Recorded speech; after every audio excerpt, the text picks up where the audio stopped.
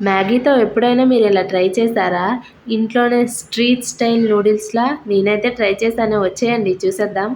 So, first అయితే onions, పచ్చిమిర్చి అలాగే మ్యాగీ మసాలా, ఒక గుడ్డు పక్కన పెట్టుకొని ఉంచుకోండి. సో, మ్యాగీనైతే ఫస్ట్ ఇలా ఒక 90% అయితే ఉడకబెట్టాలి. మరీ మెత్తగా ఉడకపెట్టేయకండి. సో, ఇలా ఉడకపెట్టి పక్కకి తీసుకోండి.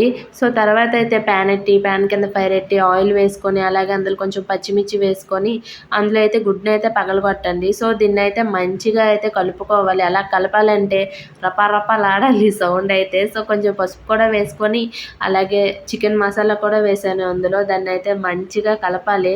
ఎందుకంటే అది మంచిగా ఉక్కిరిలా తయారవ్వాలి. సో, నేనైతే చూసారా ఎలా కలిపేస్తున్నానో. సౌండయితే ఆఫ్ చేసేసాను గానీ, సౌండయితే మాత్రం మామూలుగా రావట్లేదు.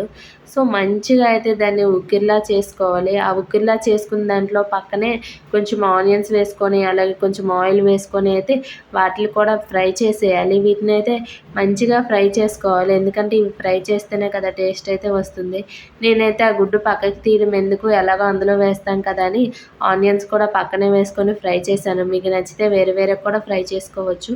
సో, ఇప్పుడైతే పక్కకు తీసుకున్న మ్యాగీనైతే అందులో వేసుకోవాలి. అలాగే మ్యాగీతో ఇచ్చిన మ్యాగీ మసాలా, కొంచెం కారం, అలాగే కొంచెం టమాటా సాస్ కూడా నేను వేసుకున్నాను.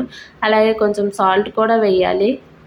ఇవన్నీ కూడా వేసుకున్నాకైతే వాటిని మంచిగా కలపాలి. ఎలా కలపాలంటే సగం నూడిల్స్ అయితే మన గ్యాస్ స్టవ్ మీదే ఉండాలి. అలా కలపాలి. ఎందుకంటే అలా కలిపితేనే మంచి టేస్ట్ వస్తుంది.